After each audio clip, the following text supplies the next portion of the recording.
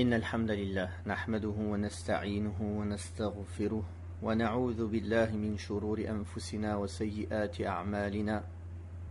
من يهديه الله فلا مضل له ومن يضلل فلا هادي له، وأشهد أن لا إله إلا الله وحده لا شريك له، وأشهد أن محمدا عبده ورسوله.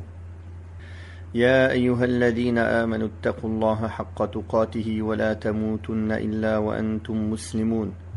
يا أيها الناس اتقوا ربكم الذي خلقكم من نفس واحدة وخلق منها زوجها وبث منهما رجالا كثيرا ونساء، واتقوا الله الذي تساءلون به والأرحام إن الله كان عليكم رقيبا. يا أيها الذين آمنوا اتقوا الله وقولوا قولا سديدا يصلح لكم أعمالكم ويغفر لكم ذنوبكم، ومن يطع الله ورسوله فقد فاز فوزا عظيما. أما بعد، فإن أصدق الحديث كتاب الله، وخير الهدي هدي محمد صلى الله عليه وسلم، وشر الأمور محدثاتها، وكل محدثة بدعة، وكل بدعة ضلالة، وكل ضلالة في النار. أما بعد.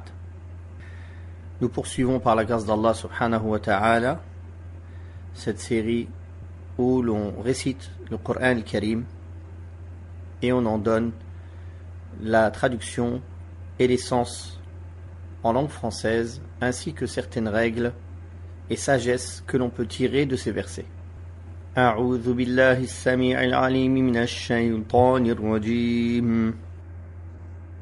أم حسبت أن أصحاب الكهف والرقيم كانوا من آياتنا عجبا إذ أوى الفتية إلى الكهف فقالوا ربنا آتنا من لدنك رحمة وهيئ لنا من أمرنا رشدا فضربنا على آذانهم في الكهف سنين عددا ثم بعثناهم لنعلم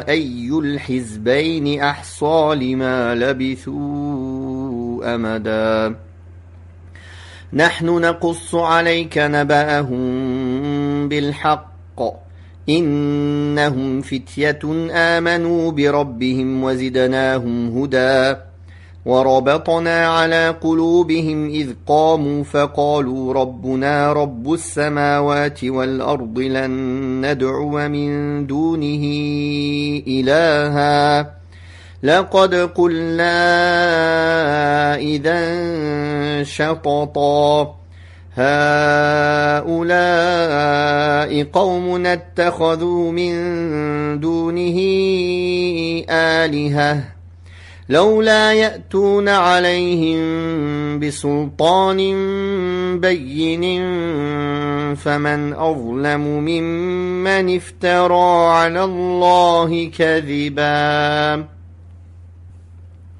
Donc, nous en sommes au verset 9 de Surat Al-Kahf, où Allah tabaraka wa ta'ala dit dans le sens de sa parole: ne pense pas que les compagnons de la caverne et de Ar-Raqim constituèrent le plus étonnant de nos signes. Mentionne lorsque ces jeunes gens se réfugièrent dans la caverne et dirent: Seigneur, accorde-nous de ta part une miséricorde et facilite-nous le chemin de la droiture. Nous les plongeâmes alors dans un profond sommeil, dans la caverne, des années durant. Puis nous les réveillâmes afin que se manifeste lequel des deux groupes saurait le mieux évaluer la durée de leur séjour. Nous avons lu du verset 9 au verset 12, ou bien donner la traduction du verset 9 au 12. Allah tabaraka wa ta'ala, quand il dit « Vas-tu penser que les hommes de la caverne », c'est-à-dire il pose cette question, ce qui implique la négation et l'interdiction. C'est-à-dire, ne pense pas que le récit des hommes réfugiés dans la caverne et ce qui leur est arrivé soit étranger au signe d'Allah subhanahu wa ta'ala et soit sans équivalent dans sa sagesse. Bien plus, Allah a comme signe merveilleux et extraordinaire ce qui est innombrable. Des signes pareils à celui des hommes et leur création, des signes pareils à celui des hommes de la caverne, et des signes encore plus grands que cela.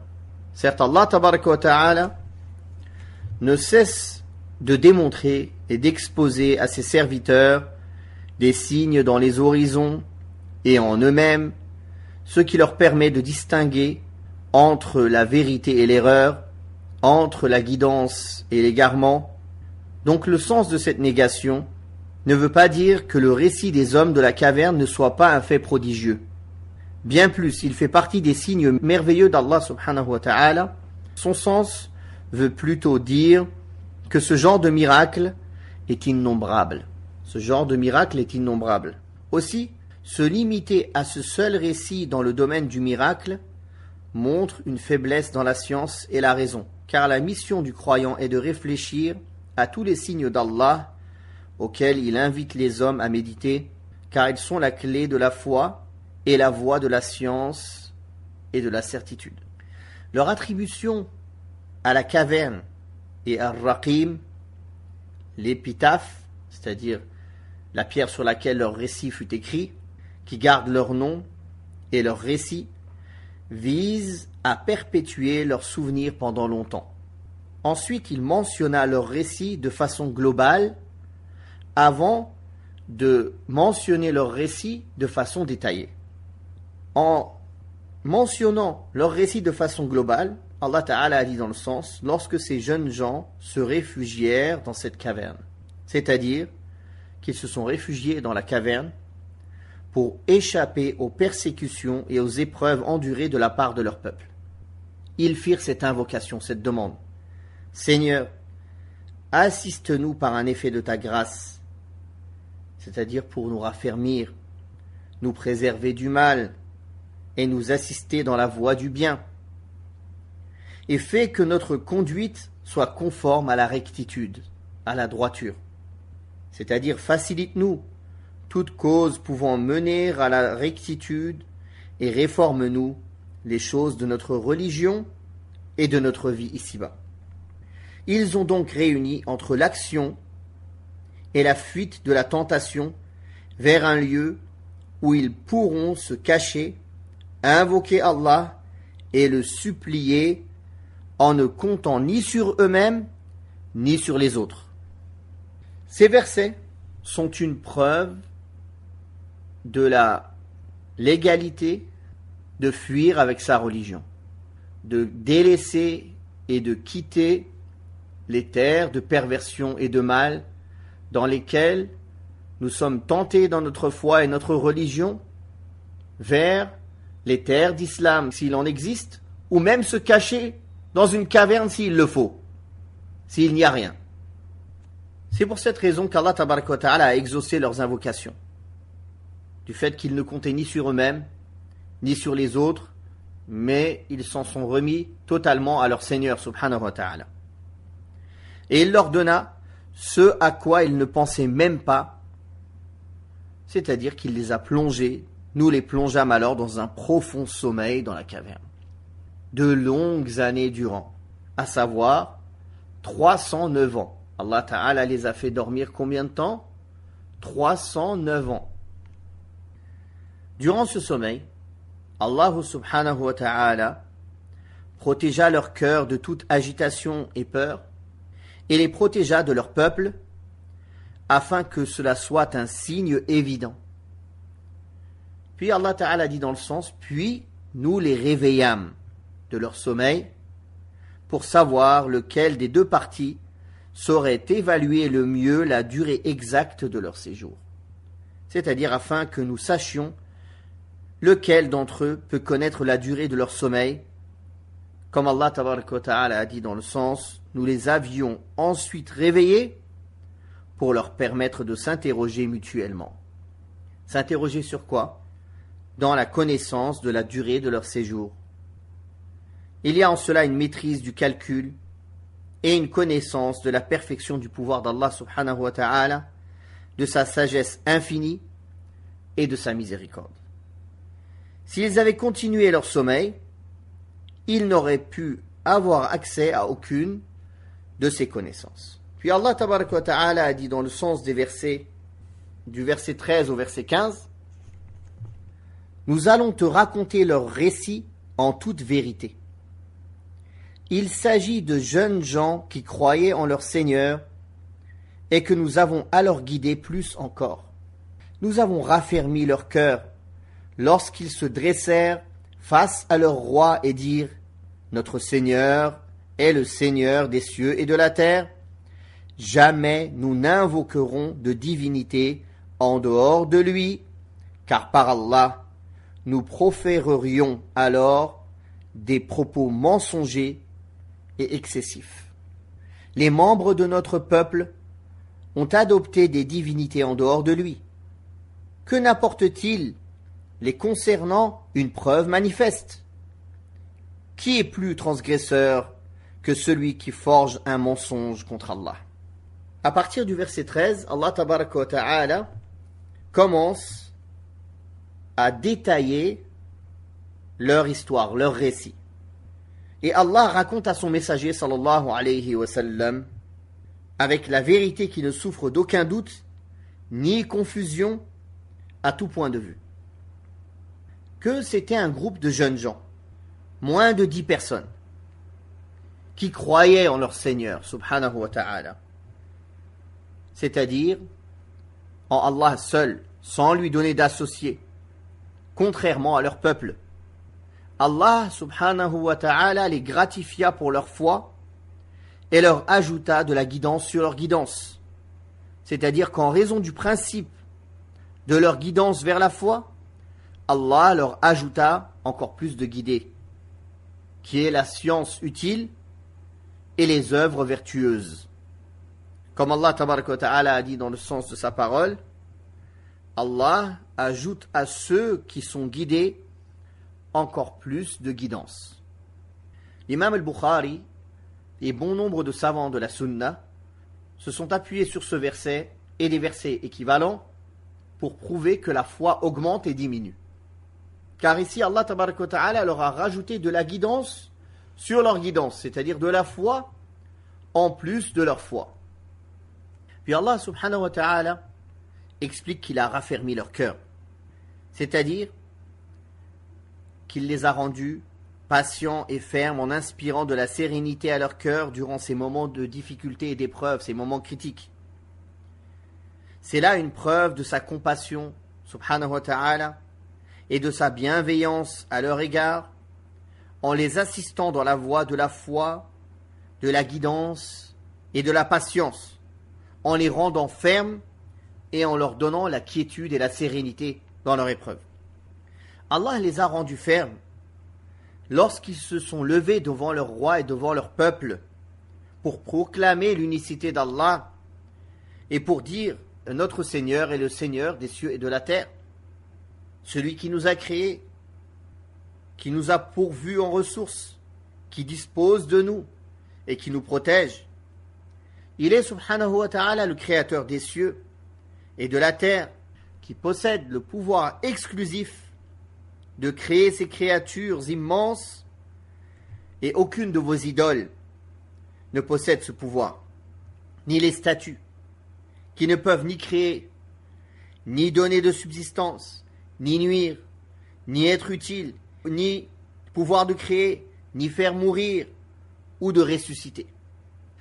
Ils ont démontré ici, ces jeunes gens, ces jeunes croyants, que quand on reconnaît qu'Allah est le seul créateur et détenteur de toutes choses, c'est-à-dire qu'on affirme l'unicité dans la seigneurie d'Allah, cela prouve son unicité dans sa divinité, dans son adoration. C'est-à-dire, puisqu'Allah est le seul créateur, le seul détenteur, le seul roi, le seul qui subvient à nos besoins, le seul qui fait vivre et mourir et ressusciter, alors il doit être le seul à être adoré. Et c'est pour cela qu'ils ont dit, juste après avoir dit que Allah est notre Seigneur, le Seigneur des cieux et de la terre, jamais nous n'invoquerons une autre divinité que lui. Ça veut dire, puisqu'Allah est notre Seigneur et le Seigneur des cieux et de la terre, nous n'adorons qu'Allah subhanahu wa ta'ala sans lui attribuer d'associé. Qui que ce soit parmi les créatures. Sans quoi, si nous faisions cela, nous commettrions en invoquant avec lui de fausses divinités, après avoir eu connaissance de la vérité, qu'il est le Seigneur et le seul Dieu qui mérite l'adoration, nous aurions commis la pire des iniquités, des transgressions et des mensonges. C'est-à-dire qu'ils expriment que s'ils avaient accepté cela, ils auraient dévié loin de la vérité et ils se seraient égarés loin de la voie droite. Ils ont donc réuni ici entre l'attestation de l'unicité de la seigneurie d'Allah et l'unicité de la divinité en se conformant à cela, avec la certitude qu'Allah subhanahu wa ta'ala est lui la vérité et que tout ce qui est adoré en dehors de lui est vain et mensonge. C'est là la preuve de leur connaissance parfaite de leur Seigneur subhanahu wa ta'ala et l'augmentation de la guidance de la part d'Allah à leur profit.